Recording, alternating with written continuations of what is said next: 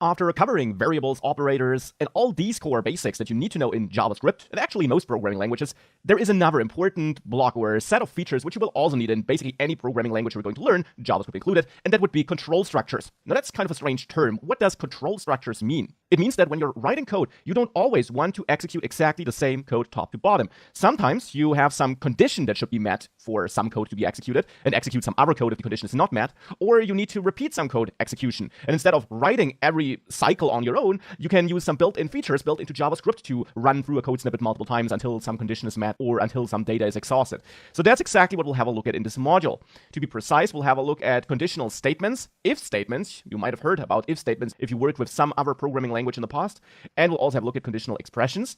We'll therefore also have a look at another very important related topic, and that would be Boolean values and operators that help you generate Boolean values, which turn out to be rather important in if statements and conditional expressions.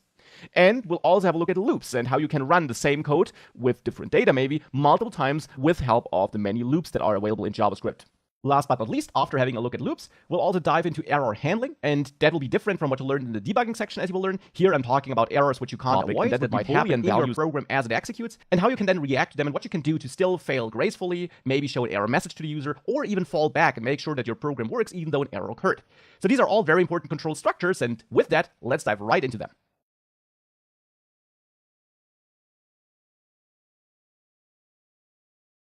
I want to start with conditional code execution, which is super important. For one, there are quite a lot, of cases, of scenarios, which you couldn't really solve or couldn't really handle without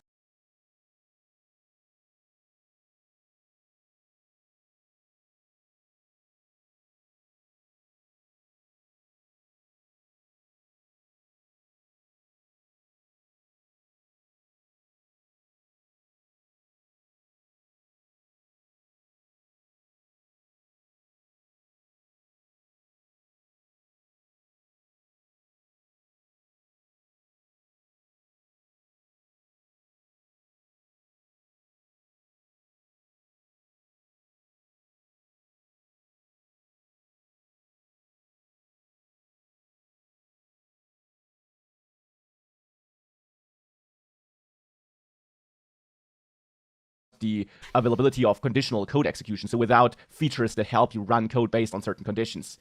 The app we built thus far could be built without conditional code, but that's not the case for all apps. And in addition, even if you can build an app without conditional code execution, like our basic calculator, you can still often write cleaner code, shorter code, if you can run certain parts of your code conditionally. Now, what does conditional code execution mean? Imagine that you have a function, and conditional code execution is not just available inside of functions, by the way, but consider that you have a function, and in there you have two code snippets that you could execute. For example, you either add two numbers or you subtract two numbers. You do that in the same function, and of course you could write two separate functions, but even then you might want to call one of the two functions based on some condition. And that's exactly what conditional code execution is about. You might have some program where you either want to run option A, so want to add two numbers, or you want to subtract two numbers. So you have some condition that needs to be met, and for this you can use a so-called if statement. If statements are a core construct, not just in JavaScript, but actually in any programming language you can learn. Now, if statements require conditions. You specify a condition that must be met.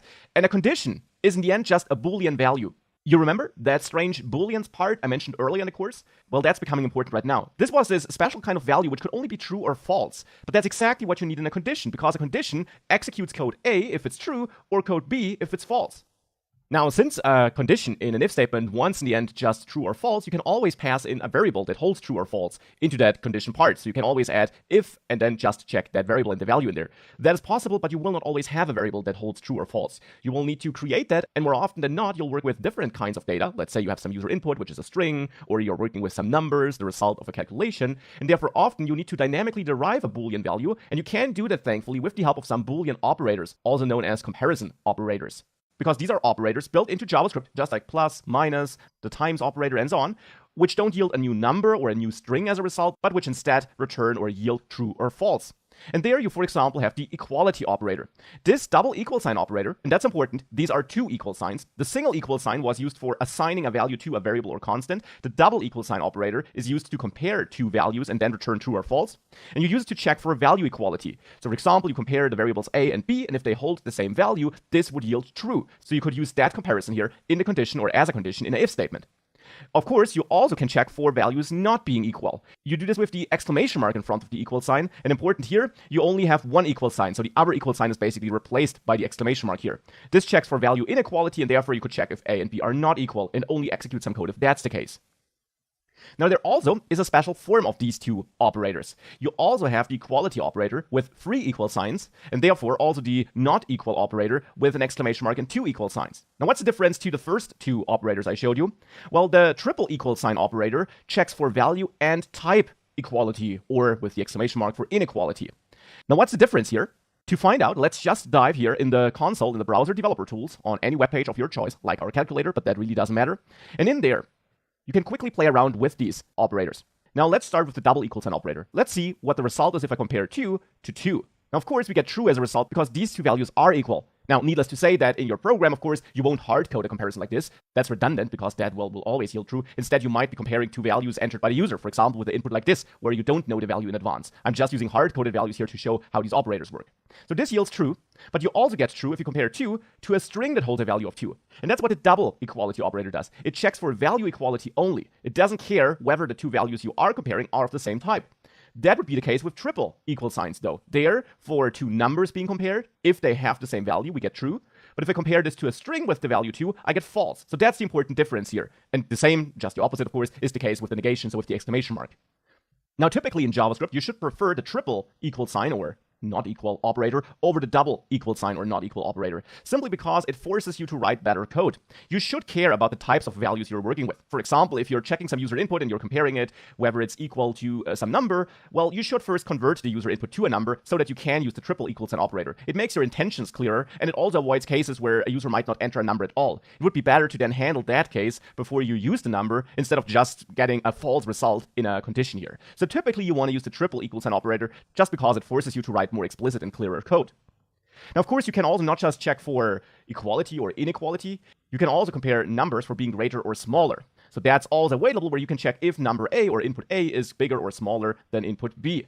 Now, both the equality and the greater than and so on operators can be used with numbers, but also with strings. Obviously, you can compare two strings for being equal, but you can actually also use the greater than operator, for example, with two strings to check if one string is greater than another string in a lexicographic way, which means C would be greater than A, because it's greater than A in an English dictionary. Now, besides greater or smaller than, you also have to combine greater than or smaller than or equal operators, which allow you to compare values for being smaller or equal or greater or equal, which of course makes sense because sometimes you want to include the value in the comparison and not just check for whether the other value is greater or smaller. So these are the core Boolean operators you have. The exclamation mark operator is also important to highlight. You saw it, of course, here with the equality checks. There we can combine it with the equal signs. Now you can also use it on a value where you already know that it holds a Boolean, so on a variable where you know that it stores a Boolean, let's say, to negate it, so to check if that is not true. This might sound a bit strange right now, because you typically create Booleans with the other operators, and if you wanted to negate it, you could just, well, use the unequal operator. But you will find cases all throughout the course where you have some value which you derive as a Boolean in some part of your code, and then in some other part of your code you need that value again, so which already is a Boolean, and you just want to then run code A if that was true, or code B if it was not true, and then you can just use that exclamation mark operator to do that. Now again, we'll see all of that in action in this course and in this module here already. This is just the overview. And with that overview out of the way, let's actually see a concrete example for how we write a if statement and how we use some of these operators in there.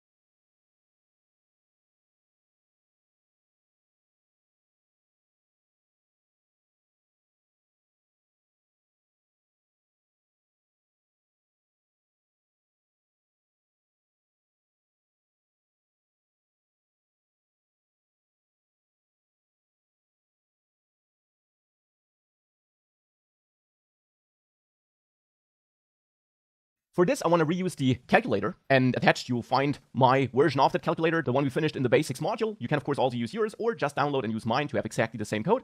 And in there, I want to give you an example of how we could use conditional expressions to optimize this code a bit more. Because of course this works without any if statements, clearly, because we haven't learned about them yet. But you might notice that in the add, subtract, multiply, and divide functions, we have a lot of code duplication. We always start by getting the entered number, then we set the initial result, that's always exactly the same. Then we have our calculation, which is always different. Then, however, we again just write the output or write to the log, and yes, we do pass different information in there, but actually the only information that is different is the operator that we used and the description of the operation we did. The other parameters are always the same. So there is a lot of code reusage, but without conditional statements, without if statements, there really wasn't a way around it. Well, now this changes. Now we can, for example, add a new function here, maybe just name it calculate result, something like this, and there I'll bring in my code that I have in the add function. But here I now want to write this in a more flexible way. Here I can now expect a parameter, let's say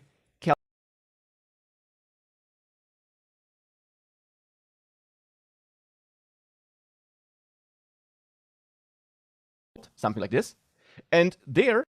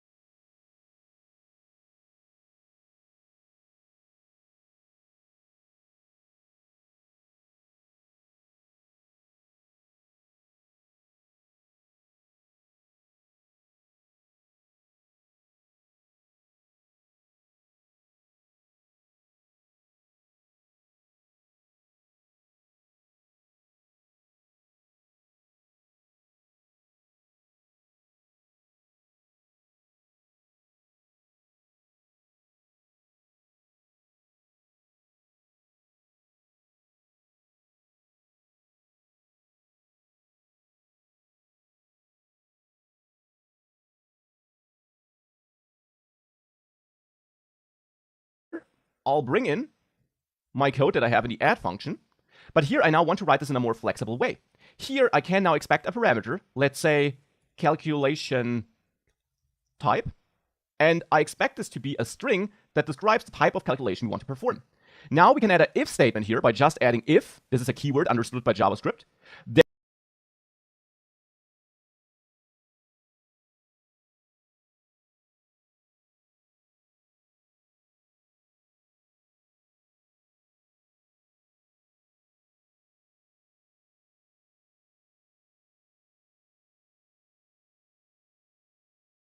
Then parentheses, where we place our condition in, and then, important, curly braces. Now this here, the parentheses here, that will take our condition. The parentheses here will in the end take our body, our code that should be executed if the condition is met. Now you don't add a semicolon after this, just as you didn't do it for the function here. And now we need to add a condition here. Now the condition could be that calculation type is equal, with the triple equality operator here, equal to, let's say, add. If that is the case, then I want to set current result equal to current result plus entered number.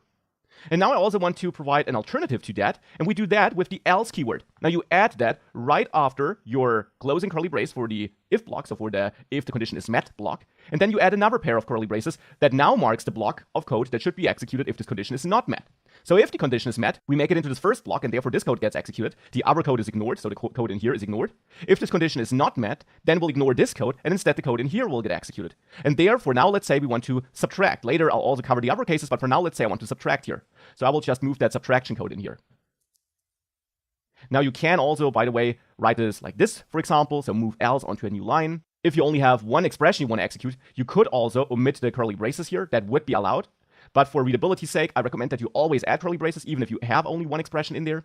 And you also most often will find a style where the else statement or the else keyword then is on the same line as the closing curly brace. So whilst this would work, my code formatter even moves it back to this line if I auto-format the code, because this is the most common way of writing this, which you will find in most resources you find on the web, and therefore this is the style I would recommend to you. We also use indentation here to improve readability. Technically, that's all not required. Technically, just as with the functions, you could write this all in one line like this, but of course it would be super hard to read, which is why we split this across multiple lines. So now we're performing different calculations based on the calculation type we're getting. Now I also want to write my output here based on that. And for that, let me actually check for add here, all capital case. So now calculation type could be forwarded here. Now this all of a sudden is way more dynamic. It has no hard-coded values in there. Instead, this is now fully reusable because all these values are dynamic. We therefore get a different result by just tweaking these values. And now here, for the plus operator, well, we just have to introduce a new variable here, math operator, for example, which by default has no value. But then here in the add case, I set this to be equal to a plus, and now just with one equal sign, because here I'm not checking two values, I'm not comparing two values. Instead here I want to assign this as a value to the math operator variable. And in the else case, math operator simply is a minus. So that's just a string, of course. And I'm using that because now I can use math operator down here. And now these two lines are fully reusable. They have no hard-coded values in there, and therefore they work for whatever calculation we're performing. We just have to make sure we set these values correctly. Now, calculation type should be received from outside, and therefore what we can now do is here in the add case, we can remove all that code and instead call calculate result and pass in add as a calculation type. And for subtract, we also remove all of that. And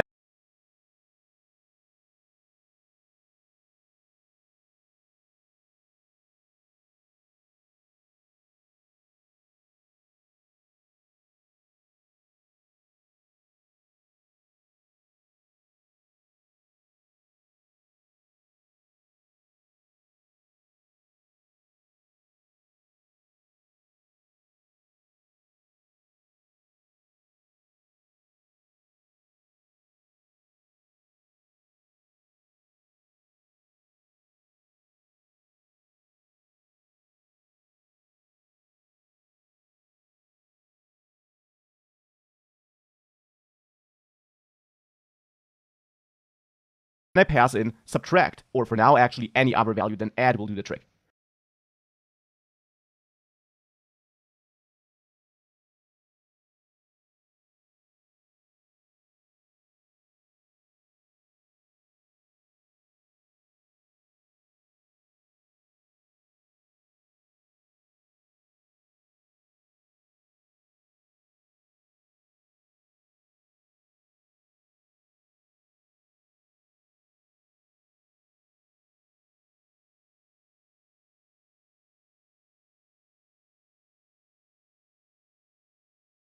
Because if we pass in add, then this function will be executed, and calculation type is set equal to add, which means we make it into this block here. We make it into this block. This code gets executed, and therefore we do the same which we previously did in here in add. We add the numbers, we set math operator to a plus, and therefore down here we forward add as a value for calculation type, and a plus here for math operator.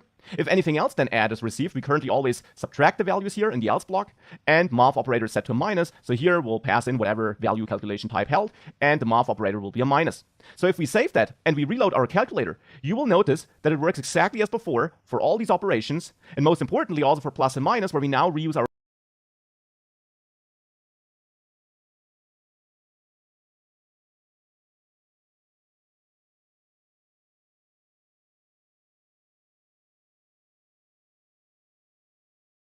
code with the help of this if-else statement.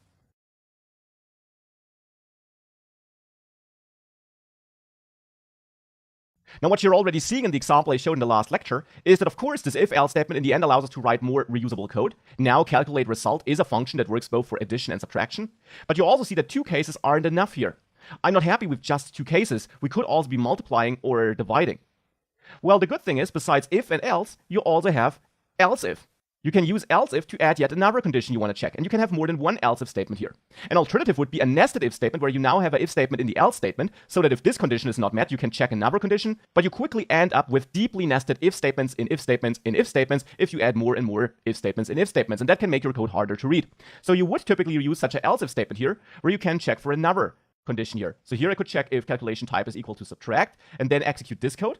And therefore, right now, with this code, if calculation type is add, we run this code. If it's subtract, we run this code. If it's any other value, that's also okay, but then neither this code nor that code here runs. So in that case, none of that code executes. And this means that right now, this function wouldn't really work because that down here would be kind of broken. But technically, you can also have if statements in your code where you don't necessarily meet any condition. That might be okay. It really depends on which kind of code and program you're writing. Throughout this course, you will also see examples of if statements where we also have the scenario that no condition is met. If you specify an else case, however, by the way, you are guaranteed that this code will always run if no condition was met in advance. So you don't need to have an else block here. Then it might very well be the case that no condition is met and no code runs. If you have an else block, on the other hand, then the else code will always run if no condition is met in this if statement. This is how if statements work. Now, however, here, I'm not just interested in adding and subtracting. Instead, I'll add another else if statement and check if the calculation type is equal to, let's say, multiply. If it is, well, then I want to take this multiplication code from down there, so set current result equal to current result times entered number, and set the math operator equal to this asterisk here. And now we can add a normal else block and just perform the division here, because this is our last case, to this asterisk here.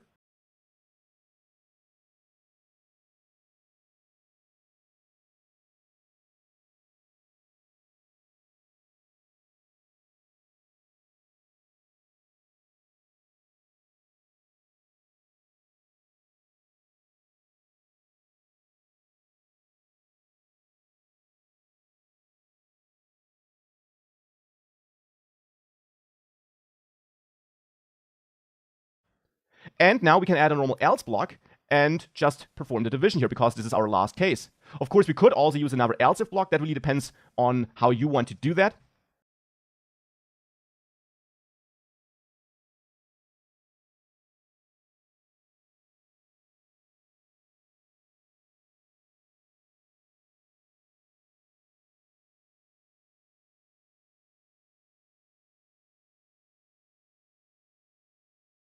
If you just add an else block here, this means that this code runs no matter what is passed in as calculation type. So even if it's not divide, but hi, I'm Max as a text, we would still execute this.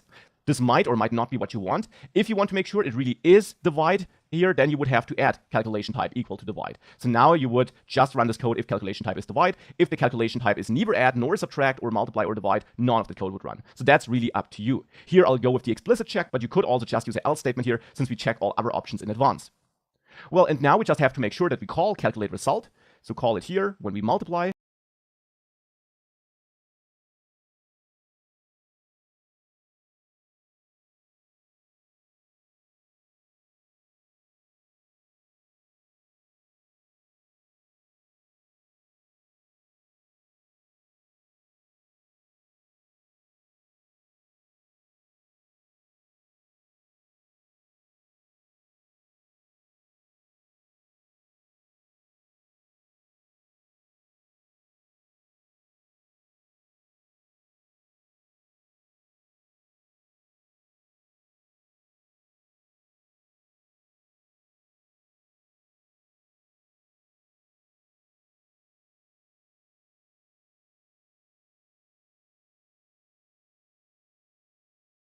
And pass in multiply as a value, of course. And here, for the division, pass in divide. And now we have way more concise and shorter code with our code reusage. We have all the logic in one function, which is good because it means we don't have to check dozens of functions to understand our code. Instead, it's all in here, and we have very lean code in here. Now let's just quickly validate this by running some calculations here. And we seem to have a problem with the multiplication. Yeah, because I have a typo here. This should be multiply. So let's fix that and reload. So now multiply this. Yeah, this now looks way better. And with that, this is the basic introduction to if statements and how you write them and how you use Boolean operators. Now, of course, here I always use the equality operator because equality is the thing I'm interested in here. This is not really a use case where I would use the greater than operator or anything like that, but we'll also see use cases for that throughout the course. And of course, you can also play around with your own basic if conditions and try them out with some numbers and some greater than comparisons if you want to. Again, this also is something, though, we'll have a detailed look throughout this module and throughout the entire course again.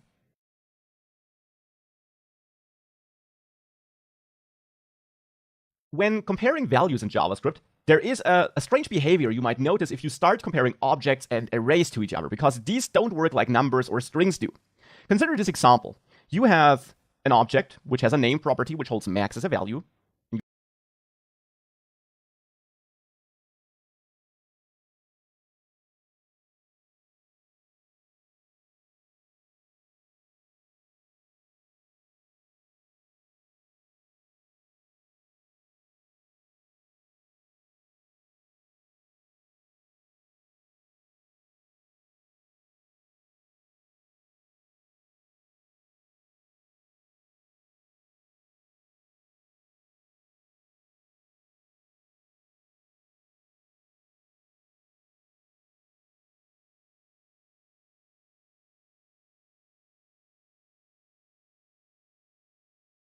You have another object which has the same value. Now, these are not the same object. We're not talking about one variable here which I want to compare to itself. That would be redundant. But instead, let's say these are two different variables with two different objects. But of course, the objects themselves, regarding the values that are stored in there, are kind of equal to us humans. Now, still, if you compare these, no matter if with the triple or the double equal operator, you will find out that the value is not true as you might have expected, but instead that it's false. Now, why is that? Because objects and arrays, and for arrays it's indeed the same. If you had two arrays with the same values, they would not yield true if you compare them with the equals and operators. For objects and arrays, you have to understand that they're kind of special in JavaScript.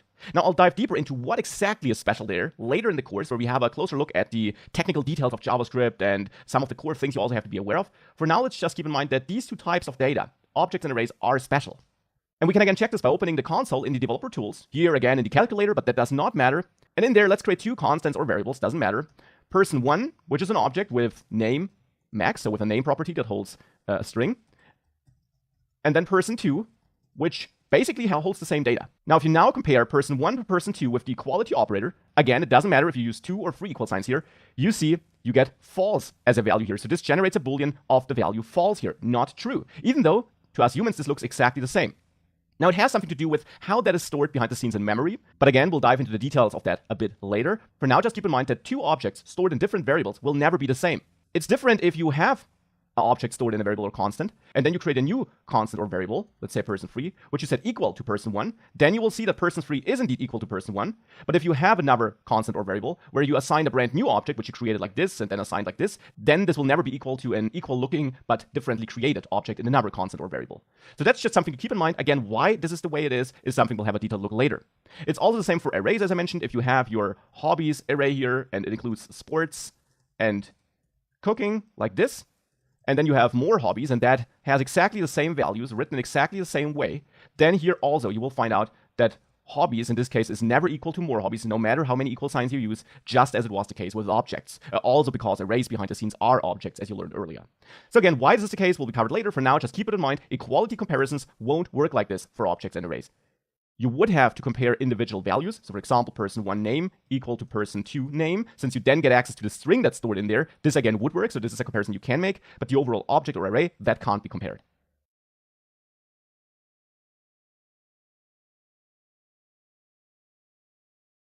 Now, sometimes when writing an if statement, you want to combine conditions. There's not just one condition which has to be met to execute some code, but maybe two. Or you got two alternative conditions. So let's say we have 3 conditions in our code that should be met in an if statement. The first one is that name is equal to max. The second is that the age is 30. And the third one is that the isAdmin flag is set. So this could be a Boolean value which is set to true. For this user, it's always set to true, for example. Now, maybe you want to combine these conditions. Maybe you want to say, if condition A is met and B is met, then I want to execute the code. Alternatively, if the user is an admin, I don't care about A and B, so I always want to execute some code if his admin is true. So then you could say A and B should be met together, hence the AND, or condition C is met, and translate it into code that you can write in JavaScript, and is represented with the double ampersand operator, or is represented by the double pipe operator. So in that case, the condition A and B would be evaluated together, and only if both yield true, this combined condition here yields true, and the alternative with the OR is evaluated separately. And therefore, this overall condition, where you combine these 3 conditions together, would only yield true if part 1 or part 2 yields true. So if isAdmin is true, the code would always run, no matter which age or name you have. If isAdmin is false, then you would only run the code if the name is max and the age is 30, for example. So if then both A and B are true, then you wouldn't care about C. If C is true, you don't really care about A and B. That's how this concrete example here would work. Now, sometimes you also want to combine conditions differently. You don't want to have A and B combined. Instead, you maybe want to say, if condition A is true and either B or C is true, which is not how this currently would be evaluated, but if you would want to say this, then you can always use parentheses around your conditions to control that. So let's have a look at that. For that, back in our calculator, let's say here, we do check for add, subtract, multiply, and divide, right? Now, the problem is, if calculate results should be called with any other value, which of course it isn't here in our code, but let's say we're sharing this code with a colleague, and this colleague tries to run this with just a value of div instead of divide, because he thinks that also works, then our code currently would break, right? If I call this with div here, and I have, let's say, 5, and then I want to divide this by 2, then you see the result isn't updated, and here, indeed, I get an invalid output. Now, this is the case because div is not a case handled here. Now, maybe we don't want to change the logic, how we handle that here, but we want to make sure that we don't try to create an output or write to a log if we meet none of these values. So then we could add another if statement here, which executes totally standalone, detached from the other if statements, so they don't work together magically or anything like that. But here we could check if calculation type is not equal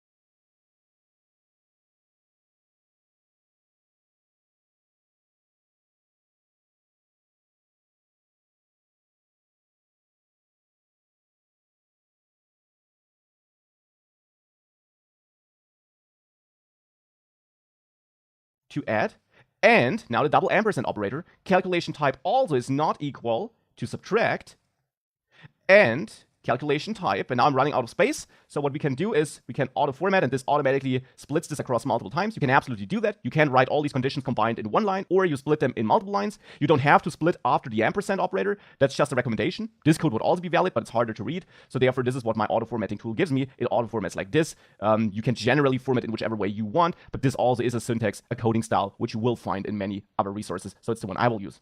So now here, I also add another condition, if calculation type is not equal to multiply, and last but not least, if calculation type also is not equal to divide, then we know we have none of the values we're checking up here. So then we maybe don't want to execute this code, and therefore here what we can do in this block is we can return. Remember,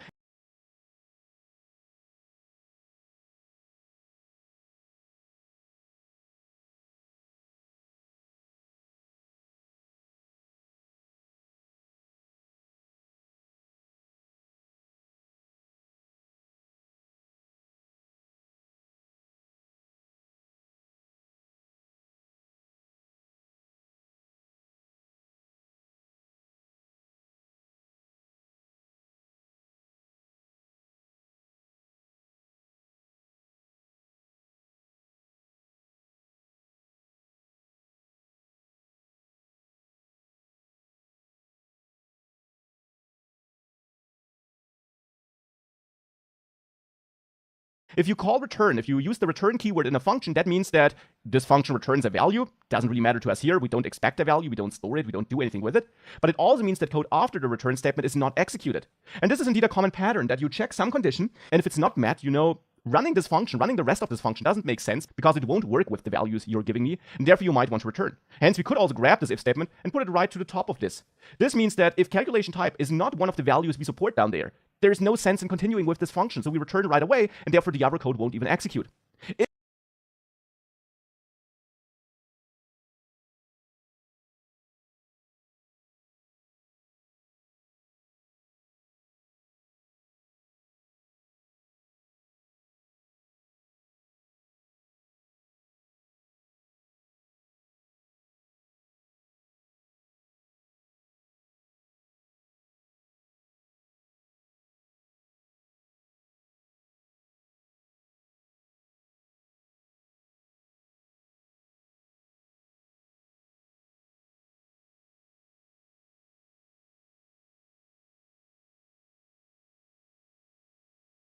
If, on the other hand, you have a calculation type that is add or subtract or multiply or divide, then you would continue, because this total condition here only yields true if every subcondition yields true, because we combine them with an and. So this means only if it is not add, and not subtract, and not multiply, and not divide, only then we return. If it is subtract, well then this here is returning false, because we're checking for it not being equal, so this would return false if it is subtract, if calculation type is subtract, and therefore this whole condition would return false, and therefore this code wouldn't run, and we would continue with the next lines.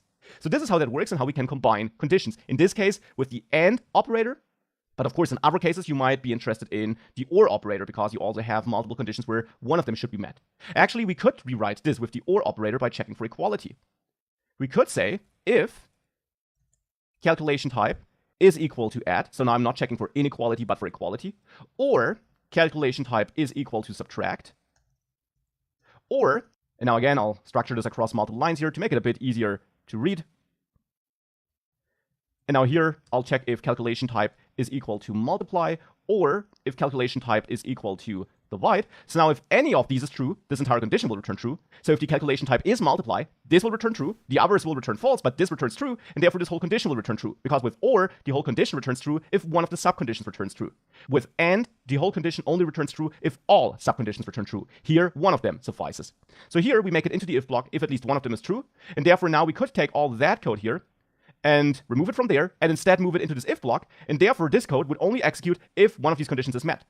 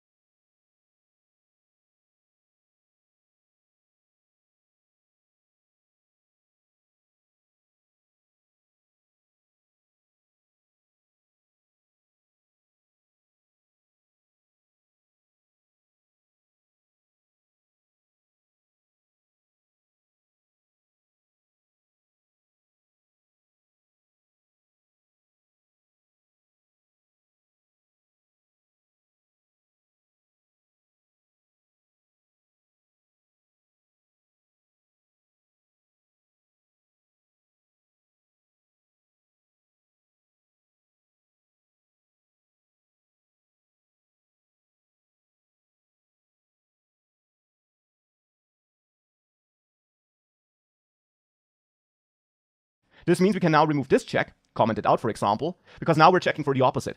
Now typically you would want to use this approach here, however, because it's true, and therefore now we could take all that code here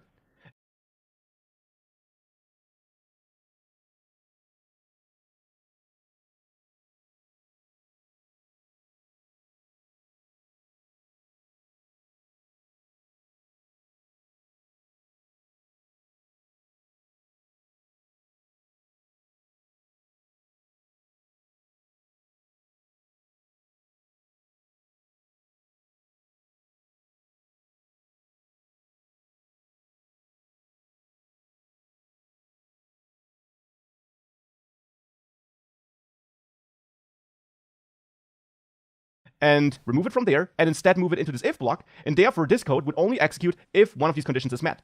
This means we can now remove this check, comment it out for example, because now we're checking for the opposite.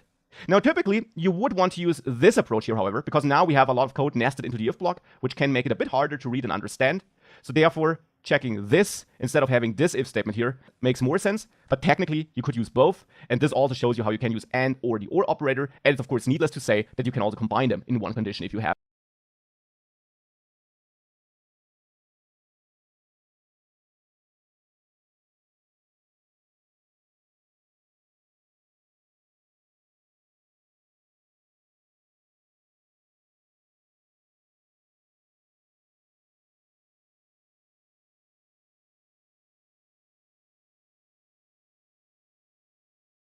And or in one condition.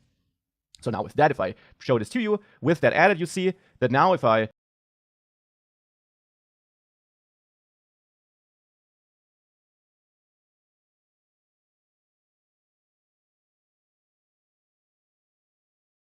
try to divide by 2, we get nothing down there. It doesn't change because this entire function doesn't even execute, because we return here if we pass in a calculation type that's not one of these 4 values. And in this case, I do pass in div here, which is not one of the 4 values, hence we don't continue. If I change this back to divide here, you will of course see that now if we reload here, and now we divide, this works again. So this is how you can use the and or operators to combine conditions.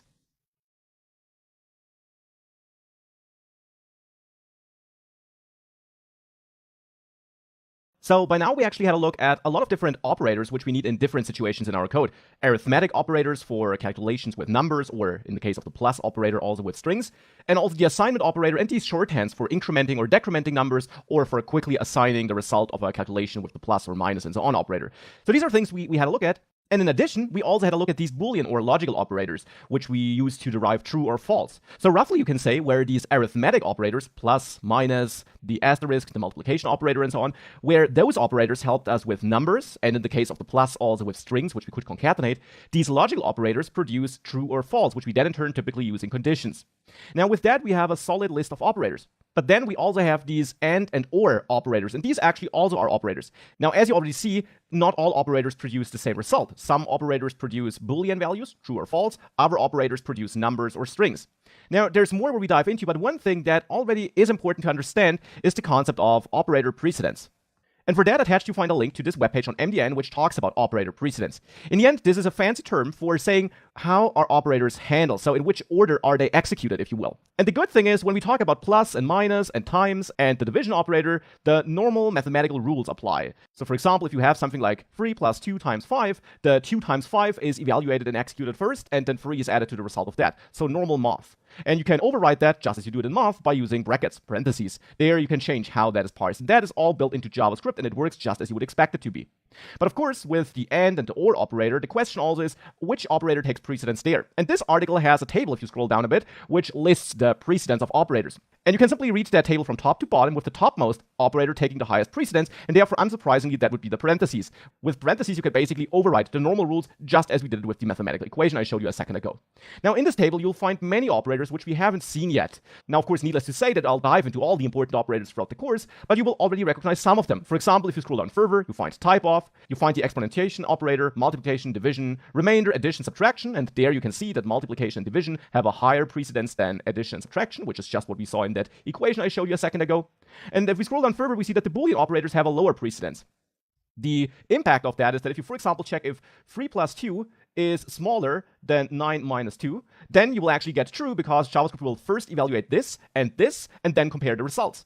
because the addition and subtraction operators, which I'm using here, have a higher precedence than these comparison operators. Therefore, these calculations are executed first before the comparison is made. Again, that is basically what our common sense would tell us, and it's good that JavaScript behaves the way. It would be strange if the result of this would actually be, is 2 smaller than 9, and then we have 3 plus true minus 2? That doesn't even make sense, right? So we would expect that this is evaluated, and this is evaluated, and then the results are compared, and thankfully that's exactly what's happening in JavaScript. But of course the question, for example, is if you have 5 equal 5, and you also want to check if 3 is smaller than 6, or if 10 is bigger than 20, well, in which order is that executed? Does JavaScript check this and then check the result of this comparison? Or does it check is this true, and this true, or this true?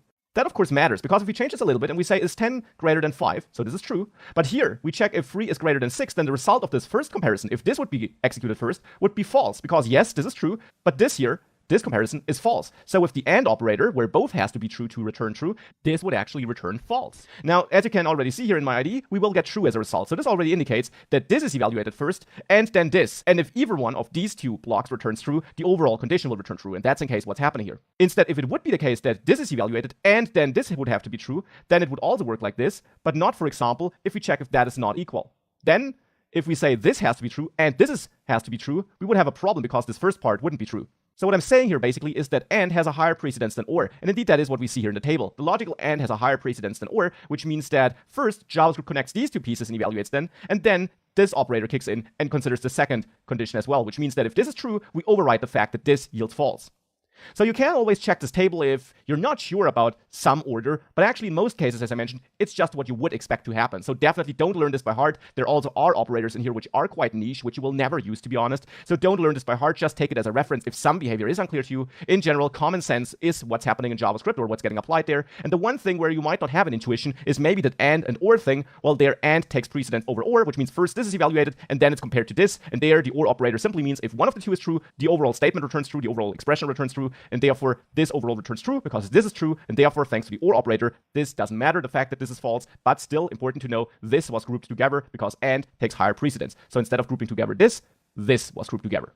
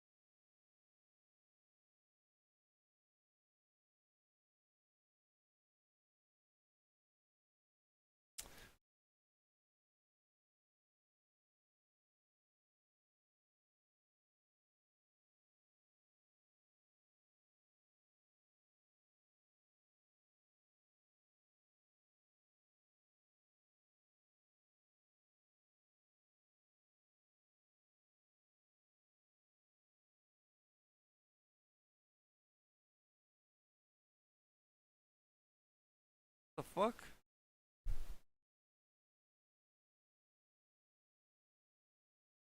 And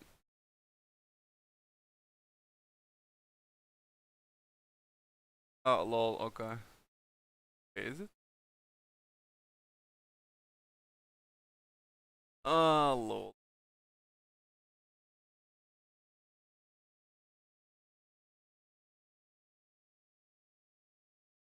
Which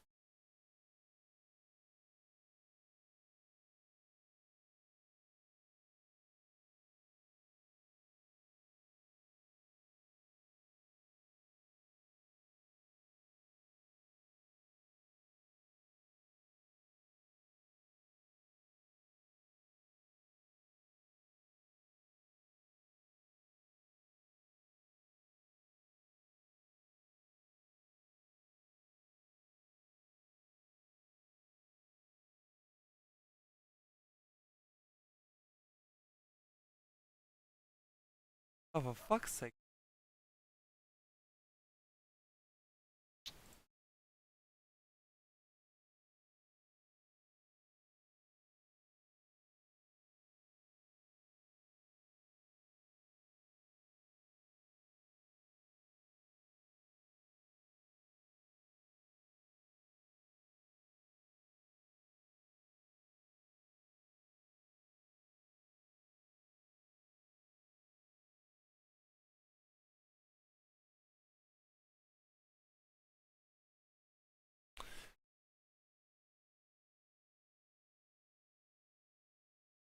Bem porque. Ah, porque bastam